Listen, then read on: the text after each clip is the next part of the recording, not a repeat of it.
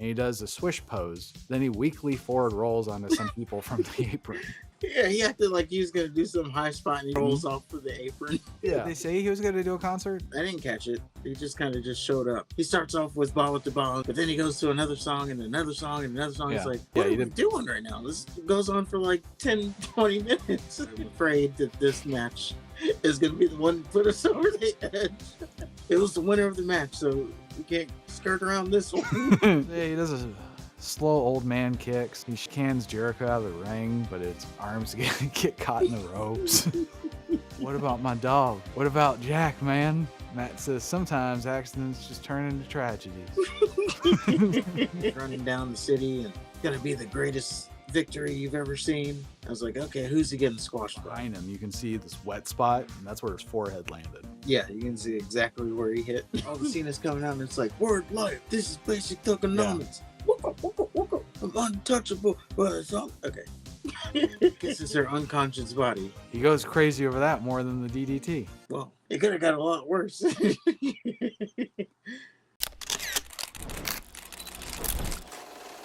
Well, I guess that brings us to our Wrestling Rewind. Retro Review. And this week is WrestleMania 25, 25th anniversary. Silver anniversary, 25 deep. And it starts off with a bunch of wrestlers. They're talking about their favorite WrestleManias and moments. Then they mention how they all wanted to be in the grandest stage of them all growing up or something. It's kind of muddled for me. So, yeah, everybody's gunning to make history this year. And it's all worth it for the shot of The Undertaker at the end when he was rolling his eyes. It was cool. Yep. And we got to Houston, Texas. Some bitch from the Pussycat Dolls sang America the Beautiful. It was whatever. And we have Ross Lawler and Michael Cole on commentary. They didn't get much time. I don't think they even cut to them. Well, that chick was hot, though. I'll give her that. Yeah. Is that one chick that looks like Kim Kardashian? Nicole something. I thought she was trying too hard to sound like Macy Gray. That. Yeah, she's part of the Pussycat Dolls. Apparently, she tried to say that she can actually sing. Okay. Well, we start off with the Money in the Bank ladder match. And our contestants in order are CM Punk, Mark Henry, who is aligned with Tony Atlas. We have MVP. We have Finlay with Hornswoggle, of course. Shelton Benjamin, Kofi Kingston, who is making his WrestleMania debut. He got a crazy pop. He did. And then Christian, who is moved on to his cool theme. But it close your eyes and run to the city for you. Yeah, it's a good theme. Yeah. And Kane, who's always fun to watch. So it starts off with everybody brawling. Kane and Mark Henry are left standing in the ring, so they fight. Shelton Benjamin and Morrison. I just remember this spot from this match. Okay. Shelton Benjamin and Morrison come in, take them both out with a ladder. Kofi leapfrogs the ladder, then drop kicks it into Benjamin and Christian. Then he leg drops the ladder. But at least he sold it, because that was stupid. Yeah. Kane and Mark Henry are the only ones left standing again, so they climb the ladder for the briefcase at the same time. Everyone comes to stop that shit. Kane and Mark Henry get dumped out of the ring. Benjamin comes in to set up another ladder for a stereo ladder stunt. Kane and Mark Henry end up pushing over both the ladders, get in the middle, and push over a ladder with each arm.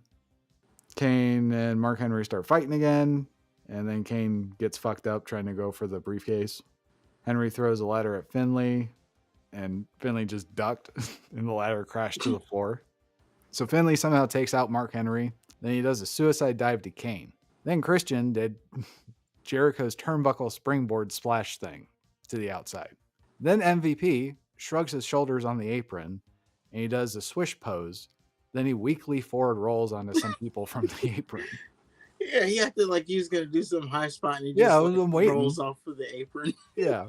He hit him with like his heels.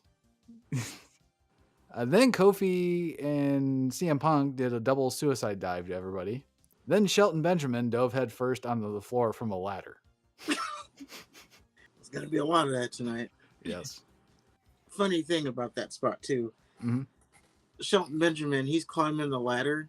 I don't know if they were in an outside arena or something, or if it was just weird lighting. but how the lighting was hitting him, he looked like a black silhouette. And I thought someone had run into the match in a black hoodie and was Okay. about to do that spot. And for some reason, I thought it was Jeff Hardy specifically. I'm like, why is he interfering in this match? Against And then Shelton, it's of like, all people. yeah. And then I was like, no, that black silhouette's Shelton Benjamin. Just bad lighting on him. He had no features. And you couldn't see his eyes or anything. He's just darkness. Mr. Game and Watch. It's in Houston, so I think it was just the lighting. yeah, I think that was indoor. Yeah. So yeah, Benjamin dove headfirst from the ladder. Then Mark Henry goes to the top rope, and thank God Finley cracked him in the head with the shillelagh. Then Hornswoggle grabs a tiny ladder, uses it to climb on Henry, who's still knocked out on the ropes. Then Hornswoggle dives on everybody. And successfully takes out everybody. Successfully takes out everybody. Some of them don't even make it back to the match. Yes. Hornswoggle, by the way. My next note is, motherfucker, this is stupid. God, I was so close to fast forwarding. So then Finley sets up the ladder. Kofi stops him. Finley fucks Kofi up with the tiny ladder. CM Punk has a go at Finley. He ends up getting lifted onto Finley's shoulders, and Finley forward rolls onto the tiny ladder. Finley starts walloping everybody with the tiny ladder and goes for the briefcase. Kofi stops him with the Trouble in Paradise. I guess it was impressive. Finley was on the ladder. Kofi jumped up and got him. Henry comes in, kicks Kofi's ass. Kofi tried to climb the ladder as it was being set up by Henry. Henry just ends up snatching Kofi and giving him the world's strongest slam on the ladder. Henry's climbing for the briefcase. MVP cracks him in the back with another ladder. Then he sets up a ladder bridge for the next stunt. Benjamin jumped on the ladder bridge to get powerbombed by MVP. And then MVP goes on for the briefcase. CM Punk comes in to climb for the briefcase too. Christian comes in to take out MVP. He goes after Punk after that. And they're at the top of the ladder. Punk gets hit with the Unprettier on the bridge. And Kane comes in. He connects another ladder to the ladder bridge from the ring floor. So Benjamin can just run up and do another stunt, which was a sunset flip.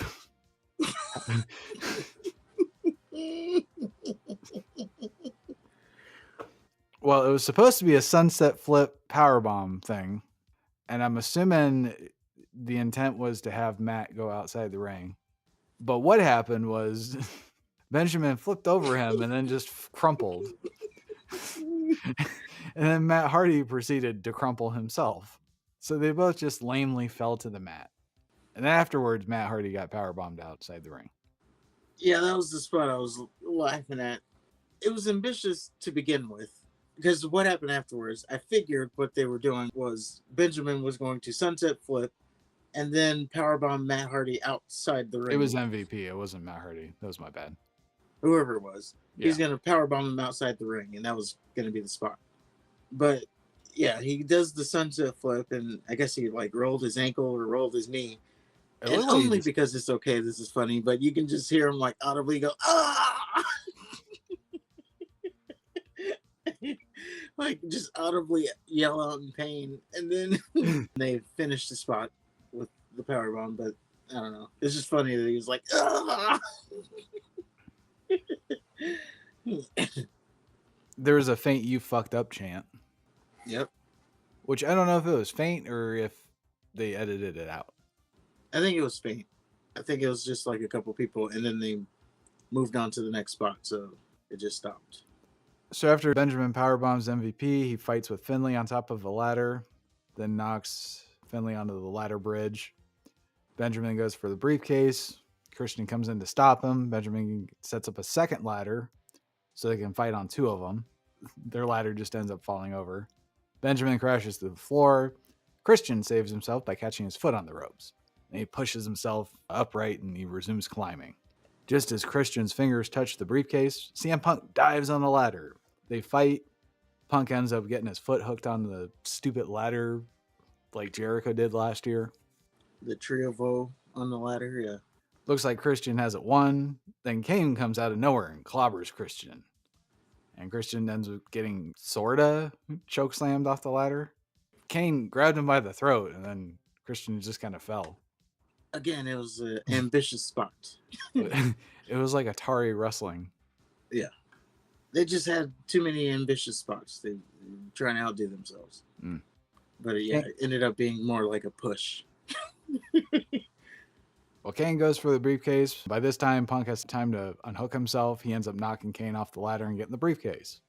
And this is the second consecutive Money in the Bank contract for Punk. And I was actually surprised to hear fans boo him. He does turn heel on this one, so. Okay. Yeah, I guess maybe there was heel boos. Yeah. Overall, that match was just ambitious. There were some good spots, but they were trying. I just. How did you think that was going to work out?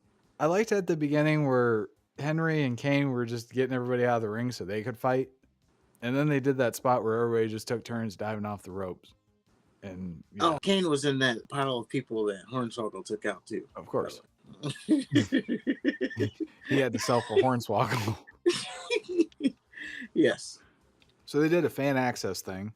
Wrestling fans sure are ugly. Except us, though. We're studs. Of course. Then Kid Rock did a concert. Boy, did he. Like, he played his whole set list. Sure did. I don't know why. It was impromptu. Did they say he was going to do a concert before that? Because I don't remember them saying anything about Kid Rock. I didn't catch it. He just kind of just showed up. He starts off with Ball with the Ball. It's like, okay. Yep. But then he goes to another song and another song and another song. Yeah. It's like, what are we doing right now? This goes on for like 10, 20 minutes. Yeah, he did Ba with the Ba, some song I don't know, Cowboy. Then he did All Summer Long. And then he did a song called So Hot. And I only know that one because they told me. Yeah, I guess that was his new release because they put a graphic up. I mean, they were all pretty good songs. The last one I had never heard of before. But, you know, all Kid Rock classics. All Summer Long, listening back to it, it's a little sus now. But because he said she was 17. And I think by the calculation, he was like 19 or 20 in that song. So what are you doing there, bud? And you already admitted that you were making love by the like to your favorite song. So you fucked a 17-year-old by your own admission. And also, when you come up with songs like this, and now he's like, what? At this point, he's in his 30s, maybe 40s, and he's talking about fucking a 17-year-old. But outside of that, I do like the song. Well, I didn't think too deep into the song lyrics. I was too focused on the quick cuts and edits and shit. Like, they would cut to some dude playing guitar for 2 seconds, and then cut to some other dude playing guitar for 2 seconds, and then they cut to the DJ in the back for 2 seconds, and then Kid Rock for 2 seconds, and then they do a crowd shot for 2 seconds. And the shaky cam, too. It's really weird. Special? Maybe, yeah. But then the backup singer DJ threw me off, because I heard somebody backup singing. I thought it was Kid Rock using backup tracks, and they were just out of sync. It sounded like that, at least for Ball with the Ball. No, it was the DJ. Because I was looking for him. And it drove me nuts because they would do the quick cuts to everybody but the fucking backup singer. Yeah. And I'm like, no wonder this shit's 4 hours. So the best part of the whole thing is they just dissolve into the Diva Battle Royal. Nobody gets an entrance or anything. It's fucking fantastic. Yeah, they got the Kid Rock entrance. Oh, is that what it was? Yeah, they started coming out while he was playing that new song. Oh, okay. His new release or whatever it was. I'll be honest, I didn't watch the whole concert. I wanted to fast forward it, but I stood there. Okay. Now, I guess before we get too far into this, we've done, 100 shows, give or take. We missed a couple weeks here or there. But let's just say a cool 100 shows that we've done. Retro reviews, 25 WrestleManias, however many WCW pay-per-views. And we've not managed to get canceled. But I'm afraid that this match is going to be the one to put us over the edge. Oh. Because we're going to have to address it. And it's going to... It was the winner of the match, so we can't skirt around this one. All right. We got the Miss WrestleMania Battle Royale. One girl was eliminated before they covered the rules on the loudspeaker. I laughed wholeheartedly. Santino was. Did they cover the rules? They did the rules on the loudspeaker. Oh. Like, ladies and gentlemen, the only way to win this match is to go over the top rope Oh, okay. Yeah, and they were already well into the match at this point. Yeah. They knew how to treat women back then. So yeah, one girl was eliminated before they covered the rules. Santino was in drag. Noticed that immediately. Mae Young was the guest timekeeper, and Santino won, of course, because he is a man, allegedly. And Santino, who calls himself Santina, was presented with a tiara and a sash after the match. Then Santino pretended to cry, then started to dance like a mentally challenged stripper. He even tried to twerk. I'm just happy they got the chicks out of the way early. Yep, that was the chick spot. I guess you covered it well. But I was thinking, weirdly enough.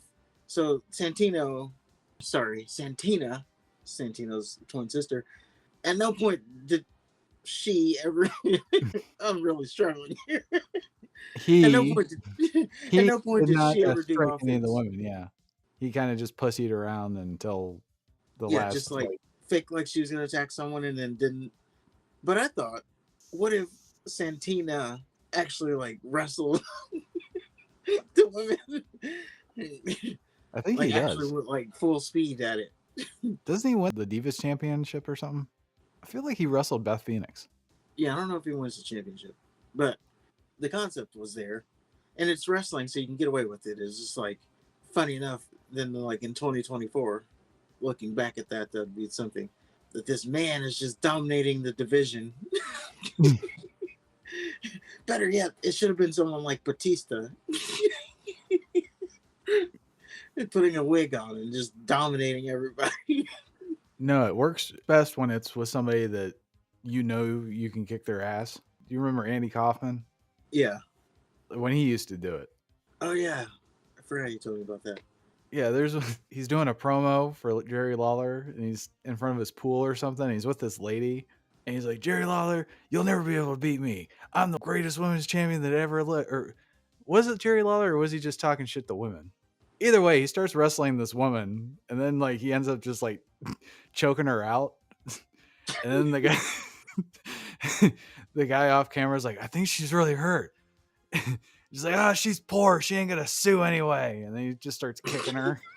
Jeez. But it works when it's like somebody that is Weasley. So like Dominic. Dominic could do that. Just be women's champion. Yeah, it'd have been something like if they had went that way. But outside of that, I don't know what the hell. What was Vince thinking with this whole thing? Who knows? This being Santina, like, did he do something wrong? But yes, this was the start of the death of the women's division, I guess. Well, up next we have a Chris Jericho video package, and he's talking shit about Mickey Rourke in his movie The Wrestler. Then he tears down Roddy Piper, Jimmy Snuka, and Ricky Steamboat, and also Ric Flair, because of course there's legends about. Even the first run through this, I thought it was funny that Ric Flair was with the Legends, but like a year before he was competing in his retirement match. Like you were just active like last year. Yeah, Now you're already hanging out in the Legends section. you're already getting staples. Yeah. So Jericho says the legends need to be put in their place because they're desperate parasites.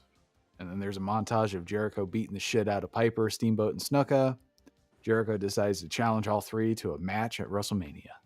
And Ric Flair, again, who is not in this match, he accepts Jericho's challenge.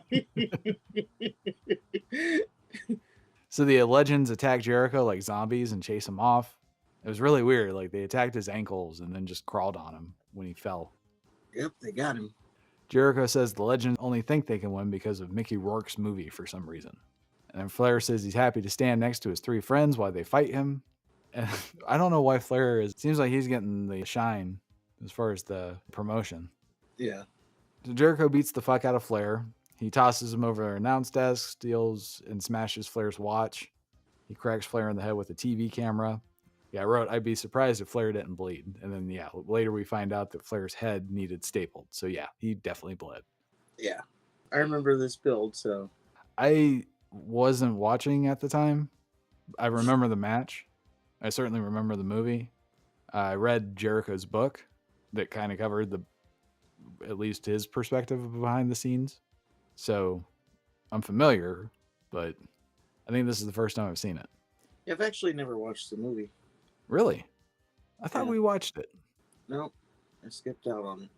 Ernest the Cat Miller? He's in it? Yeah. Oh man, now I gotta watch it. Yeah, he plays Mickey Rourke's rival. Yeah, I gotta watch it. But Yeah. I never watched it when it came out.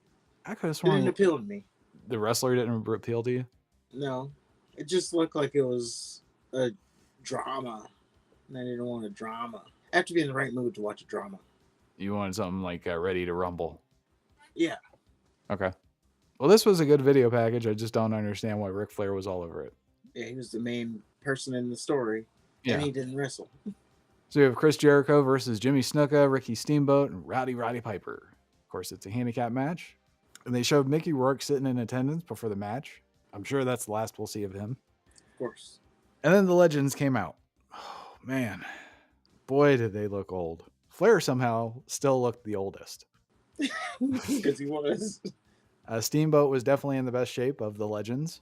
Piper fucking wrestled in a t-shirt that said, old school is cool. Snuka wrestled in a leotard. Yeah. The match starts with the Legends arguing over who's going to face off with Jericho first. Ends up being Piper, who lays into Jericho. And this was sad. I wanted to cry. Piper looked like shit. First of all, he looked like he was 100. This was not Roddy Piper. Yeah, he didn't look like he was in any kind of shape. It's like he got off the couch a week before. Right. Yeah, I can do it. Like you drank a beer and, oh, you need somebody to wrestle Jericho tonight? So yeah, he does a slow old man kicks and he shit cans Jericho out of the ring, but his arms get caught in the ropes.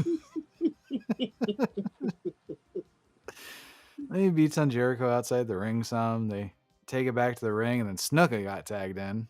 Snuka chopped Jericho and almost fell over. He did weak old man slaps to Jericho's midsection. Steamboat got tagged in. He saved this fucking travesty of a match. He hits Jericho with a couple arm drags, crisp arm drags. Then he works on Jericho's arm while occasionally smacking him around a bit. Unfortunately, Snuka got tagged back in. He hits a double team move on Jericho with a Steamboat. Well, Steamboat did. Snuka just kind of twisted his body. They did like a double chop. Steamboat was all in, and then Snuka just kind of Well, if we want to mark up a little bit, it looked like he was just out of position and late. Yeah. So he just swung at air. Well, it didn't look like he had that type of mobility. Oh, he could barely move. Yeah, even if he was in position, I don't think he could have done it. So Snuka gets in the walls of Jericho and taps. And this is when I learned it's an elimination match. Because they said, well, that didn't take very long. So Piper and Jericho go at it again. And I wish they called less spots that involved Piper running. Yeah. Because he couldn't. I don't think he should have been out there at all. No. Yeah, they somehow should have just weaseled it into Ricky Steamboat versus Jericho. Yeah, he was the only one that was prepared for this. And he was the only one taking it seriously. Everybody else was just like, hold on, give me a minute. I need to take a breather. There was a sign that said, will you put that cigarette out or something like that, which was a callback to that segment at WrestleMania with that guy who was blowing smoke in Piper's face. Oh, Morton Downey. Way too long. Yeah. Where he shoved the nozzle up his ass. Yeah. So someone had a sign that was a callback to that. All right. Well, Piper pokes Jericho in the eyes, locks him in a sleeper hold. Jericho runs into the ropes. Piper gets hung or hanged, however the fuck you say it. I was just having a conversation about this today. But then Piper got hit with an enziguri 1, 2, 3. So now it's Steamboat and Jericho. And Steamboat immediately hits the crossbody. Then he proceeds to get his ass thoroughly kicked by Jericho after the kick out. Steamboat starts to make a comeback. Jericho dumps Steamboat out of the ring. Steamboat skins the cat. And then Flair gets on the apron just to get knocked down by Jericho. And Jericho ends up getting dumped out of the ring. Steamboat nails a crossbody from the ring to the floor, which is really impressive considering that, you know, they're supposed to be legends, which is a cute little word for saying that they're fucking old. Senior citizens. Yeah. They end up getting back into the ring. It's all Steamboat. He even almost won with a roll-up. Jericho regained control, hit Steamboat with a bulldog. Then he goes for a line salt. Steamboat moved out of the way just in time, hits Jericho with a power slam. Jericho gets Steamboat in the walls of Jericho. Steamboat reverses it in a small package. Jericho hits Steamboat with a Codebreaker 1-2-3. And yeah, Steamboat single-handedly saved this match. No one gave a fuck about Piper and Snuka being in the ring. At all. Yeah. In fact, it was just sad to watch it. It really was. Like, I didn't give two fucks about Snuka. He's before my time, but Piper, man. Yeah, the video package that they showed with Snuka, he was in great shape, and then Oh, yeah. now you're looking at what he is now. Well, I thought this was a perfect way to get yourself over in defeat on Steamboat's part. Yeah. Unfortunately, there's more. So after the match, Flair goes after Jericho and assaults him. Jericho hits Flair with a back body drop, then a code breaker. Jericho dumps Flair out of the ring, then asks for a microphone. Jericho says he's the best in the world at what he does. And he did what he said by eliminating the legends forever. Then he proceeds to talk shit to Mickey Rourke. Jericho says he's a tough guy in real life. Rourke is just all Hollywood. He demands Rourke get in the ring and apologize to him. Doesn't look like Rourke is keen on that idea. Doesn't look like Rourke is interested at all. Maybe he was trying to be in character, but he didn't look like he wanted to be there, nor cared about being there. Right. Jericho proceeds to tear Rourke down some more, calls him a hypocrite, tells him if he doesn't get in the ring, Jericho's going to go right where he is and slap him silly. Then he calls him a coward. Well, Rourke stood up at that part, and he got a weak pop. Nobody seemed to care too much about Rourke getting sweet justice, at least from how it sounded to me. Yeah. So Rourke takes his sweet-ass time taking off his jewelry. Then he fist bumps his boys, asking if Jericho's for real. After some stalling, Rourke takes his jacket off so he can stall some more and show off his, I don't know, no definition Rodriguez arms. Rourke slowly climbs the steps, then he takes his hat off and puts it on the ring post. Finally, the fucker gets in the ring, and then he starts loosening up, getting ready to throw some hands like a boxer. To be fair, he was a boxer. To be fair, he just came off of a movie where he was a wrestler. True. Now he's doing boxing moves. Well, you gotta stick with what you know, I guess. Rourke and Jericho, they start talking shit in the middle of the ring. Then Rourke backs Jericho off with a couple love taps. Rourke ends up knocking out Jericho after some more boxing. And then Flair raises Rourke's arm. He gets Flair's theme music played. And we got a strut. Oh, man. Just make sure you play my music at the end. That's the only thing that we need to focus on here. Yeah. So, yeah, I thought this was a perfect way to kill the awesome performance Steamboat just had. I knew there was going to have to be a celebrity spot. It was kind of weak that he drops Jericho after like one punch. Yep.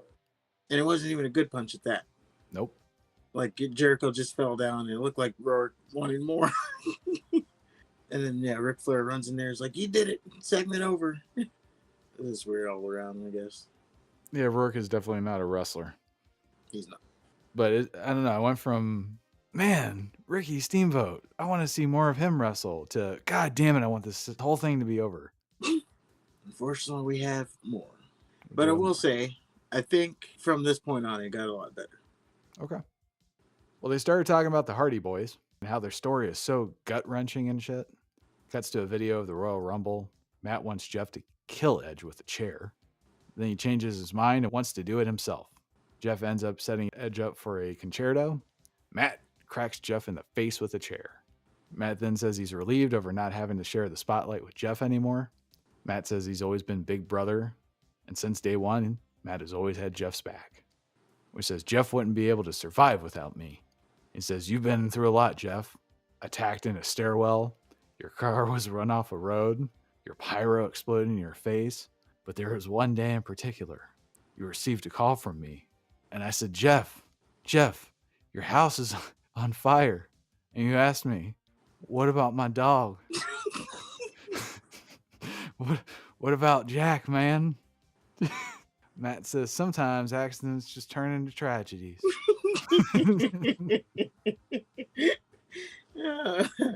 Who could have done this to you, Jeff? Maybe one person. Jeff ends up interrupting Matt, says his brother's fucked up in the head, but so is he. Then Jeff just starts whooping Matt's ass. Jeff says, you hate me, but you hate yourself more than you could ever know. Then Matt straight out says his career is shit, while Jeff has been to the mountaintop. He's like, I don't know why My career's been so mediocre, and you've been fucking WWE champion. Tells Jeff he no longer considers him his partner. I no longer consider you my brother. The only person I care about is me. And I'm sufficiently hyped. I don't know about you. Yeah, great hype package, and I remember when it happened. Well, I didn't remember like in that far detail, but I remember Jeff Hardy refused to fight his brother until he did. I guess it was burning the dog alive. Was the tipping point? Jack, man, where's Jack? He burnt. Well, Matt Hardy versus Jeff Hardy. Extreme Rules. Brother versus brother. And starts with the brothers in the middle of the ring. Matt is talking shit. Jeff just slaps him. And then Jeff starts wailing on Matt, and they roll to the floor. Jeff breaks the sign over Matt's head. They fight some more on the floor. Jeff grabs a chair, teases hitting Matt with it. Matt's able to block it. Jeff uses the steel steps to do his hip launch thing to Matt in the barricade. You know, where he launches his hip first. Yeah. They move back to the ring. Jeff brings a chair with him. He tries to do a springboard off the chair and do his hip thing again.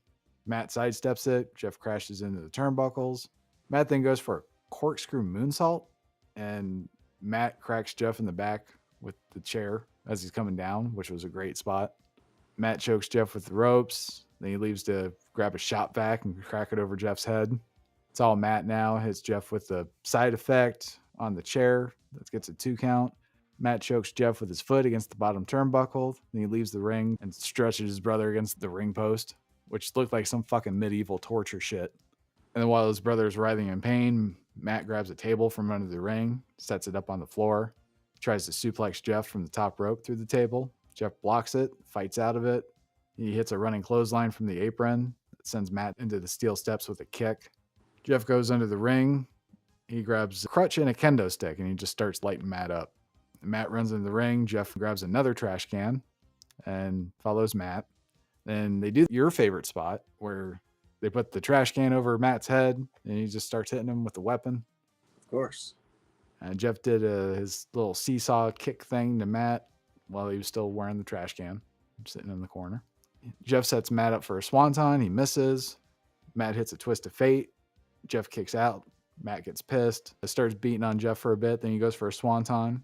I know because he yelled it. Swanton! Jeff is able to recover, and he calmly stops Matt. And then he superplexes him. And Jeff grabs a chair, nails Matt in the face with it, getting his receipt from when this feud all started. Matt rolls out of the ring. Jeff sets him up on the table on the floor. He just starts beating him with a chair before placing it on his chest. Jeff gets a second table from under the ring. He stacks it on top of the table Matt's already on with the chair across his chest. And Matt goes back to the ring, climbs the top rope, does a splash, and everything just crumbles. It's carnage. Jeff gets Matt back to the ring, goes back under. He gets 2 ladders and a chair. Stands up the chair next to Matt, uses it for a springboard guillotine leg drop. Then he sets up both ladders. One's a little bit bigger than the other. Jeff climbs the smaller ladder. Then he uses the larger ladder to try another leg drop thing. Matt moved. This really confused me. I have no idea why he needed 2 ladders for a leg drop. It was this little springboard spot that he always does with the ladder. That's stupid. The reason is because that second ladder was so much bigger than his usual ladder, which he's able to springboard from the turnbuckle over. But this was such a bigger ladder, so he had to use the ladder to climb it, I guess. Well, wouldn't he even just save time by climbing the bigger ladder and just leg dropping off of that instead of just doing the springboard? Yeah, but that takes away from the effect, I guess. Okay. That's not his thing. Well, Matt recovers. He wraps a chair around Jeff's neck and delivers a twist of fate. 1, 2, 3. It looked brutal. Sure did. I felt like the story outshined the match a little bit. It's kind of a glorified backyard wrestling match. But it was a good one. Weird enough, it felt like 2 brothers, just like in their backyard having a match. I remember thinking Jeff Hardy was going to win this, and I was surprised when he didn't. Yeah, especially now. Yeah. Well, up next, we have Randy Orton in the locker room. He's getting ready. Cody and the other guy are with him. It's the Legacy. Ted DiBiase Jr. And then they just show Randy staring intently at what I have no fucking clue. I think there was supposed to be audio or something, because, They held on that a long time. He was just staring. It was just weird. Yeah. Well, then we have JBL versus Rey Mysterio Jr. It's for the Intercontinental Championship. JBL comes out with a microphone. He thanks Texas. Says this is the greatest day in his great life. Says he had a vision of coming home to Texas as champion, just as Julius Caesar returned to Rome as the conquering hero. He says at a time when Texas, quite frankly, ain't got no champions and no men. You sit around, drink your little lattes, doing your Pilates, looking through the Houston Chronicle, trying to find a job. At this point in your life, you need hope. And along comes your hero, JBL. JBL says that we're in for a treat. We haven't improved our lot in life, but we can look at JBL and be proud that he is our hero because he guarantees the most dominant victory in WrestleMania history. And after it's all said and done, he's going to hop back on his charter plane, go to the greatest city in the world, New York City, where his famous wife is waiting to fillet him. And he's still going to be our hero. I remember the Pace Picante commercials where, yeah, they're sitting out on the bonfire and it's like, where are you from? New York City. New York City? I don't know why us Texans are supposed to hate New York City because I guess they're big city slickers, probably wearing cashmere. Bet you wear corduroy pants. Yeah. Turtlenecks. When Mysterio comes out, he looks like the Joker. He also hands cards out to fans. King says, is Mysterio paying tribute to Heath Ledger's Joker? JR says, I think his career is alive and well, King. It's worth noting that Heath Ledger has passed away at this point. Yeah, during the movie or whatever. Or during the filming. Yeah. Or was it right after? I don't know. I just think it was great that, Mysterio's career is alive, King.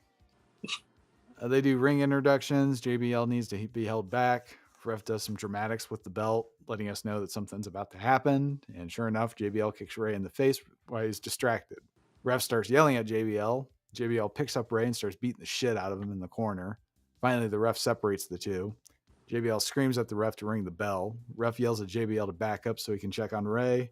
Ref asks Ray if he wants to wrestle. He does. Ref rings the bell. JBL goes for a clothesline. Ray ducks, hits an enziguri. He drops JBL on the ropes, hits the 619, does a stupid little splash from the top rope. 1, 2, 3. Dropping the dime. After the match, Cole said that Mysterio ensured that the joke was on JBL. I hate Michael Cole. Mysterio was giddy. JBL's beside himself, gets up with the microphone, says, I got something to say. Looks like he's going to cry. Crowd boos at him. Then you can see the sorrow kind of turn into resentment and almost rage. And after a moment, JBL just blurts out, I quit. And he drops the mic with a stunned look on his face. But yeah, I think that was JBL's last match. Yeah, not how I remembered it. I mean, I remember Rey Mysterio was the one that retired him, but I don't know. I thought it was on a SmackDown. So I remember there was like a, if I can't beat Rey Mysterio, then I'm not a wrestler anymore or something like that. And then he didn't do it. So maybe this was his last match and I just misremembered the, moment it was at. And I knew something was coming like that because he got on the microphone. He's running down the city and it's going to be the greatest victory you've ever seen. I was like, okay, who's he getting squashed by? Right. And you see Mysterio like, oh no. Yeah. And then Mysterio dressed like he was still in WCW. This is one of his better outfits, though. I'll give him that. I didn't care for the hair part of it, but yeah, he looks ridiculous, especially for a title match. Yeah, you're becoming champion and you're wearing that. All right, well, we get a Shawn Michaels Undertaker package. It starts off with Shawn Michaels saying he's living the high life, true heaven on earth. So if there's anyone who should be facing the Undertaker at WrestleMania, it should be the Heartbreak Kid. Undertaker comes out, says sometimes hell tries to get into heaven. I don't know what the fuck that's supposed to mean. And then Michaels brings up Taker's undefeated streak, shows a montage of everyone Undertaker beat. Michaels tells Undertaker that you might be 16-0, but I'm Mr. WrestleMania. I revolutionized the ladder match. I wrestled for over an hour. Michaels says he's never been outperformed on the greatest stage of them all, and he never will. He says he respects the Undertaker, but he's not afraid of him. Shows Michaels super kicking Undertaker when he's not looking. Undertaker ends up doing a sit-up and looking all pissed. Undertaker says, the time for prayer has just begun. Then Michael starts quoting Psalms from the Bible. So they really started to lean on the heaven and hell shit. Then Undertaker tells Michaels he fucked around. Now he's going to find out. Michael says he's not afraid. Undertaker says 16 have fallen at his hand. Michael says good things come to an end. And at WrestleMania, it's on. Nice little video package. Yeah, I liked it. So Shawn Michaels versus The Undertaker. Shawn descended from the heavens for his entrance. What killed it for me was the gaudy platform he was standing on. Kind of ruined the illusion. Taker rose from the depths of hell, bringing fire with him and looking pissed, as usual. Starts off with Shawn using his speed to gain the advantage. Gave Taker an awful sounding chop. Undertaker gets his hands on Shawn and throws him on the top rope. Michaels gives Undertaker the DX chop and leapfrogs him. The leapfrog appeared to fuck up Shawn's knee. Ref tried to give Shawn a minute, but Undertaker wasn't having it. Michaels catches Undertaker with a Luthez press. Taker powers out of it. Throws Michaels into the corner, starts fucking him up. Undertaker throws Michaels into the corner so he can do the flare bump. Then he takes a back body drop. Undertaker starts working on Michaels' arm like he's softening him up for the old school. And sure enough, he goes for the old school. And then he tried to land a running knee, but Michaels sidesteps and that ends up fucking Taker up. Then Michaels starts working on his leg. Locks him up in his ugly ass figure 4 leg lock. And Cole had the fucking nerve to mention Flair while he did so, which just outraged me. Shades of Ric Flair. And We wrestled last year. Yeah. And I'm rewinding and I'm looking at this thing from every single angle, and there's no fucking way that hurts him. He doesn't even have the other leg locked. So Michaels works on Taker's leg some more. Undertaker ends up lifting Michaels and running into the corner with him. Throws some more hands while trying to slap the circulation back into his leg. And Undertaker hits 2 turnbuckle clotheslines, a snake eyes, a big ass boot, and a Hogan leg drop. He goes for his choke slam. Michaels counters with a crippler crossface. After a few agonizing moments, Undertaker just stands up with Michaels, and he still has the crossface locked in. Undertaker turns it into a sidewalk slam. Taker and Michaels trade punches. Michaels hits a flying forearm, then he kips up. Ross says, Michael doesn't have to get up that way. That's just how he does it. Michaels then starts lighting up Undertaker. Looks like he's about to go for his elbow drop. Taker just sits up. Michaels tried to attack Undertaker from the top rope anyway. Taker catches Michaels, goes for a choke slam. Michaels escapes, lands a super kick. He tries to do a stupid fucking figure 4 for some reason. Undertaker snatches Michaels from his back and locks into Hell's Gate. Michaels escapes the Hell's Gate with a rope break. He escapes to the floor. Undertaker follows in, not allowing him to breathe. He slams Michaels head first in the steel steps. Then he goes for his apron leg drop. Michaels moves out of the way at the last second.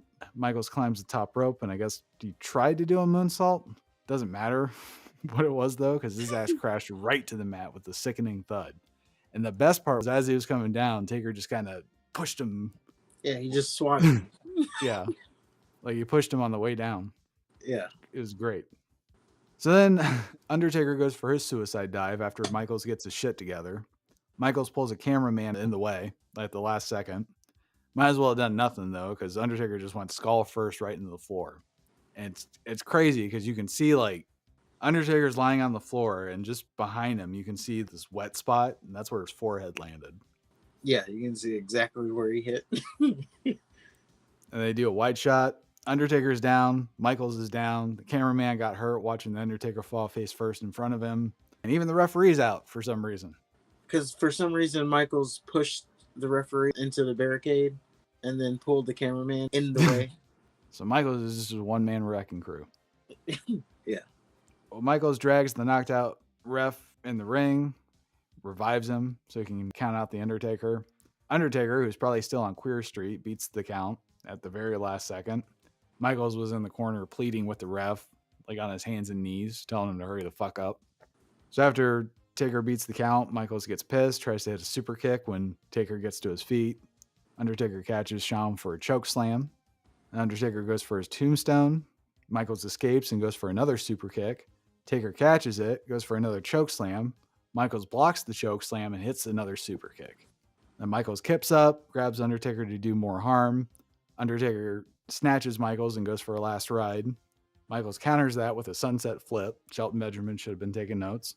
And Undertaker blocks Michaels, picks him up, hits the last ride. And Michaels kicks out of that, and Undertaker actually threw a little fit after that. It's like, oh god.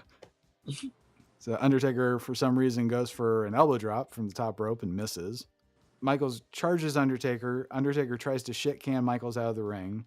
Michaels grabs the ropes to skin the cat, and his neck got caught on the ropes, so it was kind of scary. Could have been bad if he wasn't a veteran. Yeah. Michaels is able to still pull himself up. Taker's waiting to catch him, hits a tombstone. And what an awesome finish this would have been.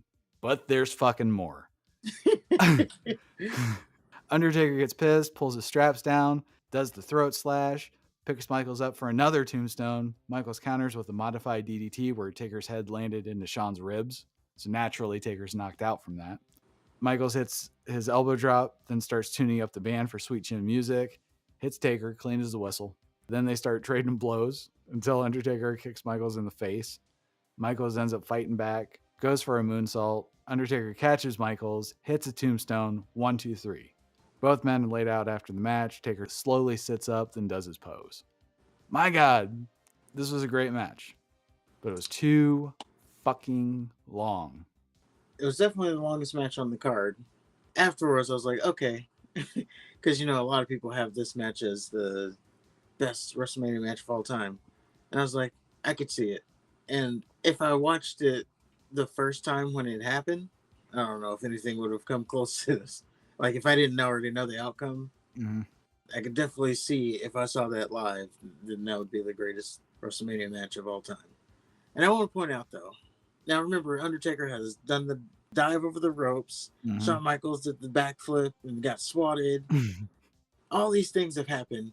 And it was at this moment, 30, 40 minutes into the match, when Undertaker kicked out of the clean super kick, the fans started to chant, "This is awesome." So it took all of that to get a "This is awesome" chant. And now they do it off of like the first 2 minutes of a match. Yes. It just stuck out to me. It was like, it took all that to get a "This is awesome" chant. Now you're doing it off of nothing. How far that chant's gone. I do remember the first time I watched this match, and to your point, yeah, it was probably the greatest match I've seen at the time. But now that we've had years after, I kind of hate it because it spawned the everybody kicks out of everything mentality. Finishers don't mean anything. Everybody hits their finisher like 5 times in a match. There's 100 false finishes. While this match had psychology behind it, people now just kind of do it to do it. And that's why you have the undisputed champion needing to overdramatically do 3 consecutive finishing moves to win a match.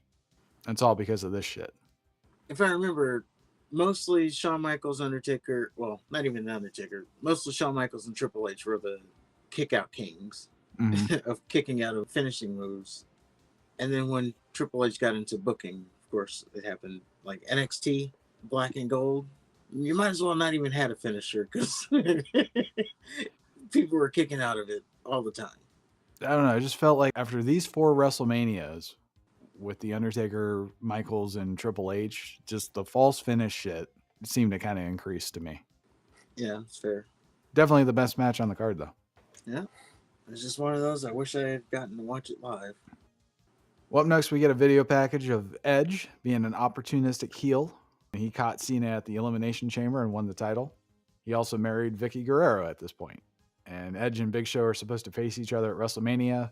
Cena comes out because Vicky said she invited him, so he can compete in the match too.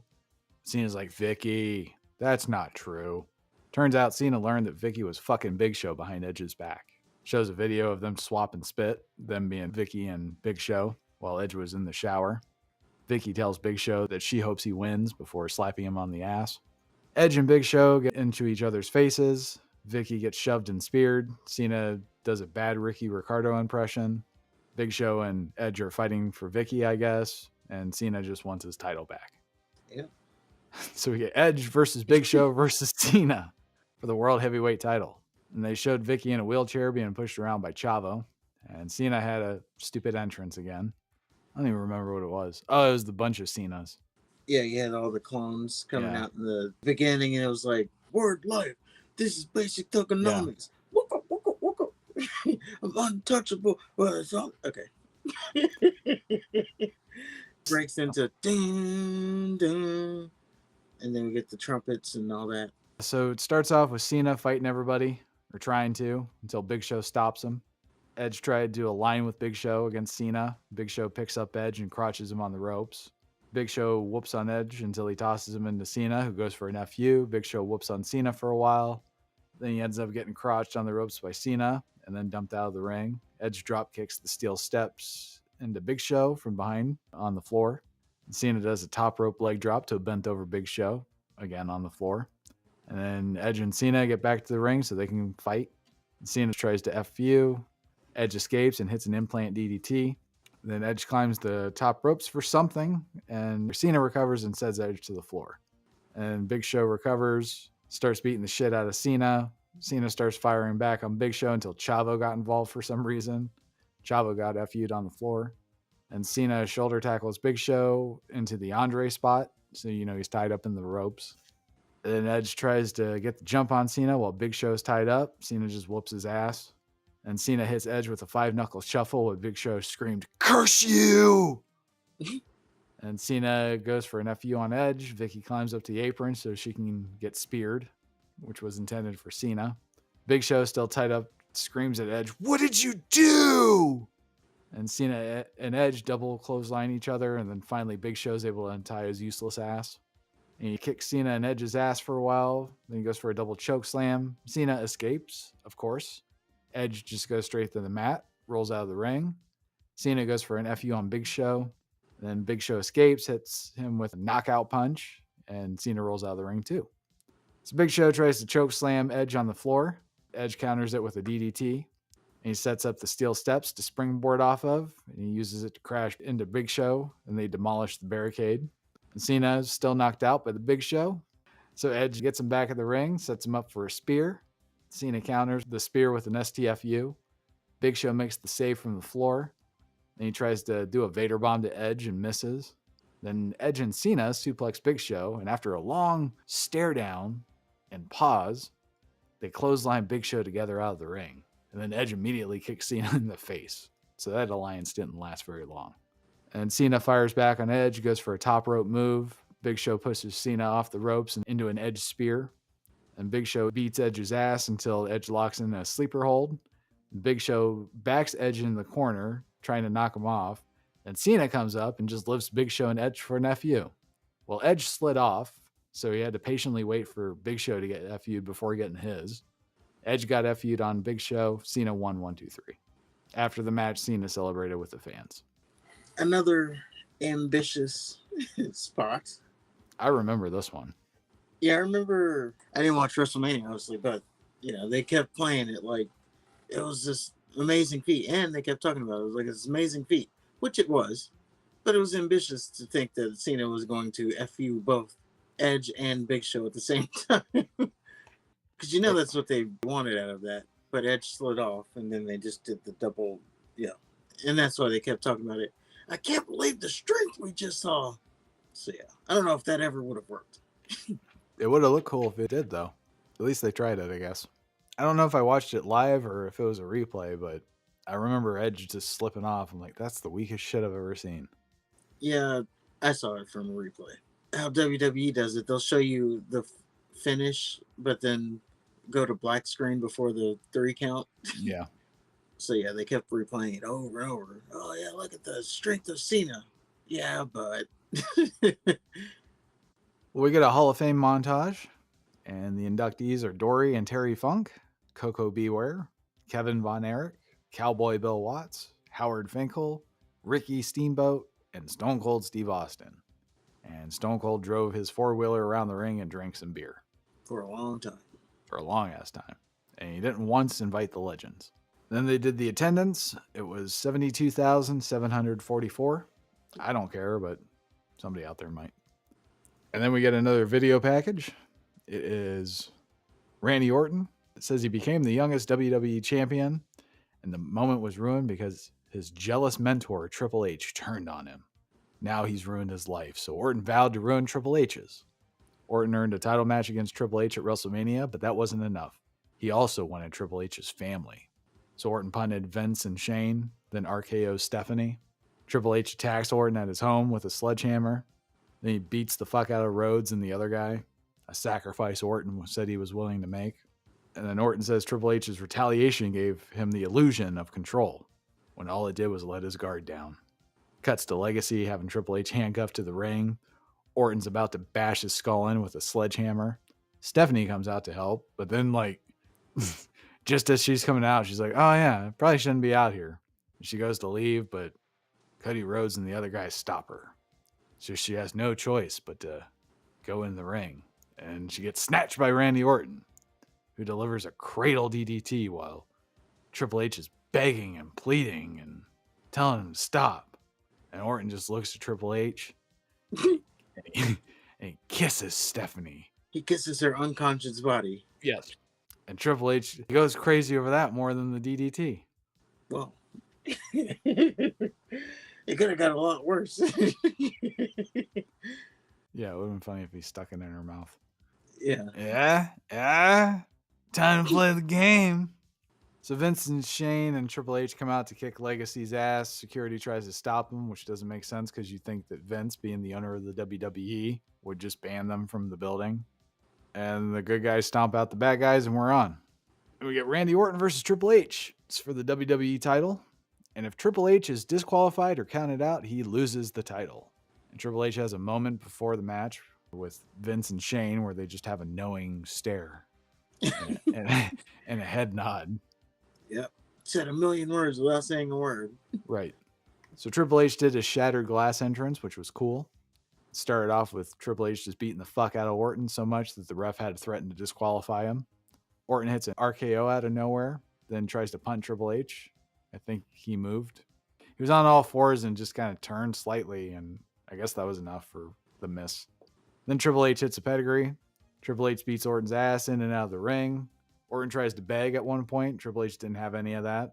They go to the floor. Orton recovers, throws Triple H into the steel steps, then over the barricade. They get back to the ring. It's all Orton at this point. Does his power slam, then a long side headlock spot. Triple H fights back, hits a high knee, starts taking it to Orton. He gets Orton in the corner for the 10 punches, but gets dumped in the face on the turnbuckle. They tease doing their finishers. Triple H hits a spine buster. He goes for pedigree. Orton counters with his backbreaker. Then Triple H dumps Orton out of the ring again. He teases cracking him in the back of the skull with a TV monitor. Then teases pedigreeing Orton on the announce desk. But Orton counters with a back body drop. And he hits cradle DDT from the announce desk to the floor. Which is kind of a cool spot. Mm-hmm. Orton and Triple H get back to the ring. Orton's beating his ass. Referee gets taken out. Orton hits an RKO, which was a brilliant move. He threw Triple H into the referee, and then he hit an RKO, which is like brilliant. So Orton goes to get the sledgehammer. Triple H ends up punting Orton in the head as he's getting back into the ring. Then he picks up the sledgehammer and cracks Orton in the face with it. Then he hides it. He starts beating on Orton until the ref recovers. Then the ref tells Triple H he only has 1 minute. And then Triple H hits a pedigree. 1, 2, 3. I missed that. But they did have the mics around the ring turned up for this match because you could hear a lot. Like I heard them grunting, and it's always weird, those wrestling grunts. Yeah. Hush. Hush. Like after Triple H hits Randy Orton with the sledgehammer and he's punching him and he's all slow and he's falling after each punch, which was a great visual. But he's like, you could hear it because of the mics. I remember this being one of my more enjoyable feud builds, especially the Stephanie kiss moment. I remember him punning everybody. I remember the build up to Triple H. This just had the misfortune of following Shawn Michaels' Undertaker. Yeah. Because I feel like, at least for me, nothing really mattered after that match. That's fair. I like this match more than the heavyweight title match. Oh, definitely. But without question. Yeah, the air was sucked out after that Shawn Michaels match. Yeah. But yeah, that was WrestleMania 25. The rivalry between Triple H and Randy Orton continued. Both men would meet in a 6-man tag match at Backlash. The match would put Triple H, Shane McMahon, and Vince McMahon against the Legacy, which is Orton, the other guy, and Cody Rhodes. Vince would eventually be replaced by Batista. At Backlash, Legacy defeated Team Triple H, and somehow they won the WWE Championship from that. When Triple H was put out of action by being punted by Orton, and Shane was attacked by Legacy and was taken out by a stretcher. 2 months later, Triple H made a return and continued his feud with Orton. They would have a last man standing match at Raw for the WWE Championship, which went to a no contest. And then at The Bash, Randy Orton defeated Triple H in a 3 stages of hell match. I don't remember that. And then they would later end their feud in a triple threat match at Night of Champions, with Randy Orton retaining the title against both Triple H and John Cena. Orton would then begin a feud with Cena, while Triple H would go to reunite with DX. Good for him. On Raw, it was announced that Vicky Guerrero would vacate her role as SmackDown General Manager and become the new permanent Raw General Manager. And as her first act, she announced that John Cena would defend his World Heavyweight Championship at Backlash against Edge in a last man standing match. Jeff and Matt continued to have animosity, led to an assault between the two in the following episode of SmackDown. Newly appointed general manager Theodore Long announced that one last match between the two would happen at Backlash, and he made it an I Quit match. CM Punk got drafted to SmackDown, which would see him try on multiple occasions to try to cash in his contract. Eventually, he would pin Jeff Hardy to win the World Heavyweight Championship. It's worth noting that Hardy had just wrestled Edge. Well, after WrestleMania, both Shawn Michaels and The Undertaker took a 4-month hiatus. Michaels came back to reform D-Generation X with Triple H at SummerSlam. Undertaker also returned at SummerSlam, and he attacked then World Heavyweight Champion CM Punk. At the Slammy Awards, The Undertaker and Shawn Michaels won Best Match of the Year. Michaels expressed that he was glad that he had created history at WrestleMania, but just as he was about to leave, he challenged Undertaker to a rematch at the next WrestleMania. Undertaker later denied the challenge. He said he had nothing more to prove to Michaels. He told Michaels that he would have to earn his spot. Well, later, Michaels entered the 2010 Royal Rumble, but he would be eliminated by Batista. And he later tried to enter the Elimination Chamber match for the WWE Championship, but he was defeated by Randy Orton. Then, at the Elimination Chamber, Michaels cost Undertaker his World Heavyweight Championship. So the next night on Raw, Undertaker accepted the rematch, but only on one condition: that if Michaels loses, he would retire from the WWE. So at WrestleMania 26, Shawn Michaels faced The Undertaker in a streak versus career match. WrestleMania 25 was the last WrestleMania to feature the ECW brand, which I don't think it was featured at all. There was no ECW on this card. Subsequently, the ECW Championship was vacated, which, again, didn't make an appearance. Brand disbanded February 2010. So WrestleMania 24 was the last time they were on WrestleMania. Yeah. If and that. It was that abomination. The writing was on the wall, I guess. Well, up next is WrestleMania 26. It's in Glendale, Arizona, and the main event is Shawn Michaels versus The Undertaker, career versus streak. But before that, we have Sold Out 1998 from WCW, sponsored by Snickers. Took place in Dayton, Ohio, at the Hara Arena, January 24th, 1998. Billed as a joint production by WCW and NWO, so I don't know if they have the logo. The event featured a double main event. First main event featured Bret Hart making his WCW in-ring debut against Ric Flair. Yeah. As long as he doesn't stomp the title in Bret's face, it should be a good match. The second main event featured Lex Luger versus Randy Savage. Of course, they're representing WCW and NWO, respectively. Event also featured several WCW versus NWO matches. One of them was Larry Zbyszko versus Scott Hall. I'm sure that was a 5-star classic. And then we have Giant versus Kevin Nash, finally. Then we have WCW's Ray Traylor and the Steiner Brothers versus Conan, Scott Norton, and Buff Bagwell.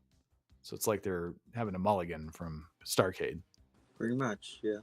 And aside from the WCW NWO matches, we had WCW Cruiserweight Championship on the line. That was Chris Jericho versus Rey Mysterio Jr. We have a World Television Championship match, and that's Rick Martel versus Booker T. That's just going to be interesting. The model Rick Martel? Yeah. Jeez. How old is he now? I don't know. Old enough to whoop Booker T's ass, that's for sure. And then Chris Benoit versus Raven in a Ravens rules match. That can go either way. And then we get a Lucha Libre Cruiserweight 8-man tag match. Maybe one of them will be dressed like a movie monster. Yeah, that's gonna. That match can go only one way, and that's disaster. Yes. But that is what I got. And if you agree with us, let us know in the comments below. If you disagree, let us know in the comments below. Don't forget to hit the like button, hit the subscribe button. We're on our way to 500 subscribers. We're going to get there by the end of the year, hopefully.